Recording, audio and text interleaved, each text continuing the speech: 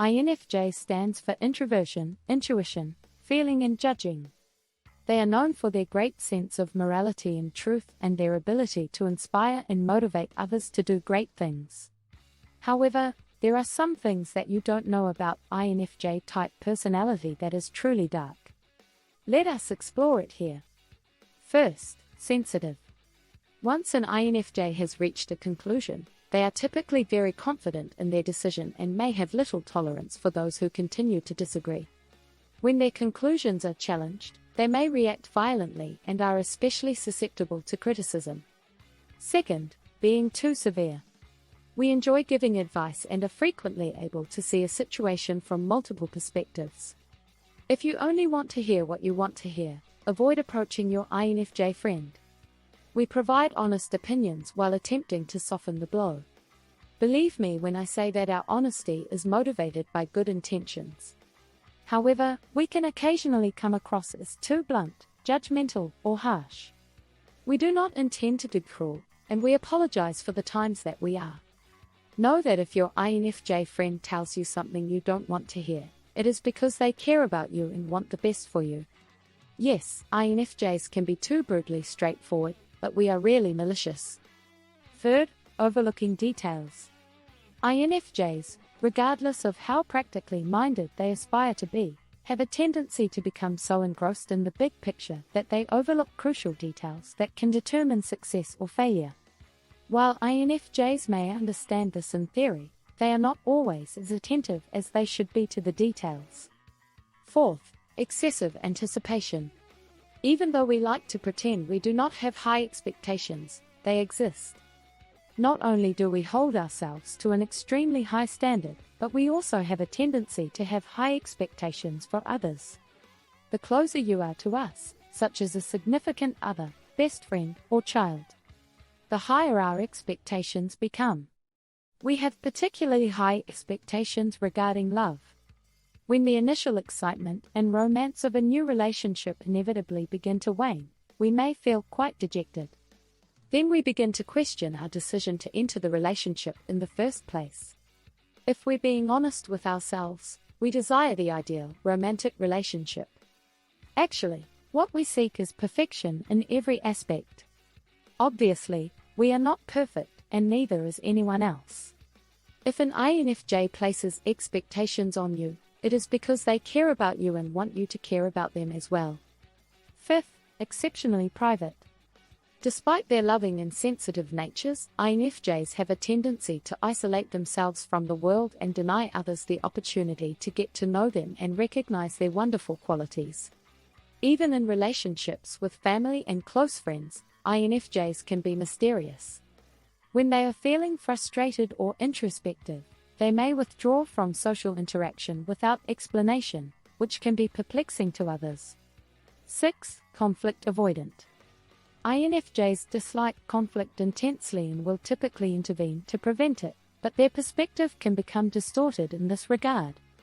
INFJs frequently fail to recognize that conflict can actually serve a useful purpose, allowing a good process of give and take to be established and allowing all parties to resolve their problem permanently. Instead of assuming that all squabbling is harmful, INFJs would do well to acknowledge the importance of open and honest communication. 7th, stubbornness. Observe the letter J at the end of INFJ. It is responsible for our preoccupation with planning and focus on the future. INFJs are capable of spontaneity, but there are times when we simply cannot comprehend a new concept. Occasionally, a sudden change in plans is enough to throw us for a loop. If our minds are set on something, it may take multiple attempts to change it. It may appear that we are inflexible, but in reality, we simply need time to adjust to the new plan or idea. As long as something does not contradict our deeply held morals, we will likely accept it. Eventually. 8th, moodiness. We know when to be on our best behavior, but the truth is that we are frequently influenced by our immediate emotions. Although INFJs may appear calm on the surface, we are actually a bundle of intense emotions. Usually, it's obvious when something bothers us, but that doesn't mean we'll want to discuss it. INFJs are capable of pushing others away and throwing pity parties. Of course, we would like to have someone to confide in, but we feel that the majority of people wouldn't understand us even if we did. Occasionally, INFJs can be as confused about their moods as anyone else. INFJs, like other introverted personality types, require time alone to sort through their emotions and comprehend why they are feeling a certain way. If an INFJ opens up to you, they may apologize for discussing their emotions. This is due to the fact that we tend to keep things to ourselves to spare you the burden. Nevertheless, the best thing you can do for an INFJ is to allow them to talk if they need to. INFJs typically feel better after expressing their emotions and concerns. Do not judge, criticize, or offer solutions, unless the INFJ specifically asks for assistance. Sometimes we do need a simple fix. Try to listen and comprehend our emotions. And maybe give us a hug. Sometimes all it takes to overcome our moodiness is a little love and encouragement. 9th, repressing negative emotions and subsequently exploding. We are adaptable to the needs of others and enjoy being a source of solace. However, we will lash out if we feel we have been wronged. Usually after a number of minor annoyances have accumulated and our patience has run out. We tend to bottle up our negative emotions because we would rather maintain peace than tell someone they have offended us. However, like any other human, we have a limit to our tolerance, so eventually the frustrating powder keg explodes, and the results are typically unpleasant. INFJs can avoid this type of emotional explosion by addressing minor offenses as they occur, as opposed to allowing hurt to simmer and grow. 10th, abruptly eliminating people from our lives. Are you familiar with the infamous INFJ door slam?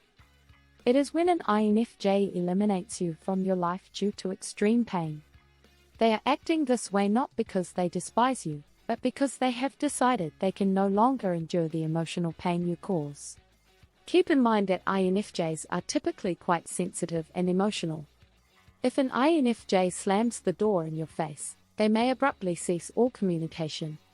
If this is not possible because they see you on a daily basis at home, work, or school, they may emotionally shut down and refuse to let you in. They may still communicate with you when necessary, but they will appear cold and distant. INFJs do not exclude others without careful consideration. As judges, we are not exactly impulsive individuals. Despite our everything is fine demeanor, other individuals may forget how sensitive we are. However, even the kindest individuals have boundaries, and INFJs are no exception. Frequently, INFJs are justified in slamming doors. And individuals who emotionally abused, deceived, or exploited the INFJ should be excluded. However, INFJs are sometimes too quick to slam doors. Sometimes they allow minor hurts to accumulate, and then explode by isolating others. In this situation, the other person may not even realize what they did wrong because the INFJ did not express their pain. Dear INFJ, it is difficult to be a deeply feeling person in a world that can be harsh. Although we have a dark side, we are also capable of immense love, kindness, and empathy. And on most days, this aspect of ourselves prevails.